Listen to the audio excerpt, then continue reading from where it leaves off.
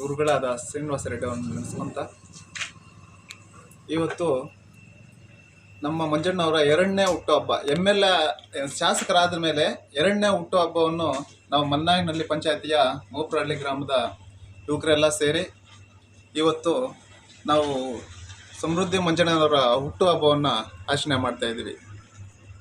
ಅದೇ ರೀತಿಯಾಗಿ ನಾವಿವತ್ತು ಇನ್ನೂ ಒಂದು ಖುಷಿಯಾದ ಸಂಗತಿ ಅಂದರೆ ನಮ್ಮ ಮಲ್ಲೇಶ್ ಬಾಬಣ್ಣವರು JDS ಅಲ್ಲಿ ಬಹುಮತದಿಂದ ಗೆದ್ದಿದ್ದಾರೆ, MP ಆಗಿ ಬಹುಮತದಿಂದ ಗೆದ್ದಿದ್ದಾರೆ. ಅವ್ರಿಗೂ ಸಹ ನಾನು ಇವತ್ತು ಅಭಿನಂದನೆಗಳನ್ನು ಸಲ್ಲಿಸ್ತಾ ಇದ್ದೀನಿ. ಅದೇ ರೀತಿಯಾಗಿ ನಾವು ಇನ್ನೊಂದು ಖುಷಿ ಅಂದರೆ ನಮಗೆ ಮಂಜಣ್ಣವ್ರ ಹುಟ್ಟುಹಬ್ಬ ಖುಷಿ ಅಂದರೆ ಈ ನಮ್ಮ ಕುಮಾರಣ್ಣ ಉಕ್ಕು ಮತ್ತು ಕೈಗಾರಿಕಾ ಸಚಿವರಾಗಿದ್ದಾರೆ, ಅವ್ರಿಗೂ ಸಹ ನಾವು ಅಭಿನಂದನೆ ತಿಳಿಸ್ತಾ ಇದ್ದೀವಿ. ಮತ್ತು ಅದೇ ರೀತಿಯಾಗಿ ನಮ್ಮ ಮೋದಿಜಿ ನಮ್ಮ ದೇಶ ಉಳಿಬೇಕಾದ್ರೆ ನಮ್ಮ ಮೋದಿಯವರು ಪ್ರಧಾನಮಂತ್ರಿ ಆಗಬೇಕು ಅಂತ ನಾವು ಕನಸನ್ನು ಕಂಡಿದ್ವು. ಅದೇ ರೀತಿಯಾಗಿ ಅವರು ನಮ್ಮ ಕನಸನ್ನು ನನಸು ಮಾಡಿದ್ದಾರೆ. ಅವ್ರಿಗೂ ಇವತ್ತು ನಾವು ಅಭಿನಂದನೆ ಸಲ್ಲಿಸ್ತಾ ಇದ್ದೀವಿ. ಅದೇ ರೀತಿ ನಾವಿಲ್ಲಿ ಎಲ್ಲ ಸ್ನೇಹಿತರೆಲ್ಲ ಸೇರಿ ಇವತ್ತು ನಾವು ವಿಜೃಂಭಣೆಯಿಂದ ನಮ್ಮ ಮಂಜಣ್ಣನವರ ಹುಟ್ಟುಹಬ್ಬವನ್ನು ಆಚರಣೆ ಮಾಡ್ತಾಯಿದ್ದೀವಿ. ನಮ್ಮ ಜನಪ್ರಿಯ ಶಾಸಕರಾದ ನಗುವಿನ ಸರ್ದಾರ ಅವರಿಗೆ ಹುಟ್ಟುಹಬ್ಬದ ಶುಭಾಶಯಗಳನ್ನು ಕೋರ್ತಾ ಇದ್ದೀವಿ.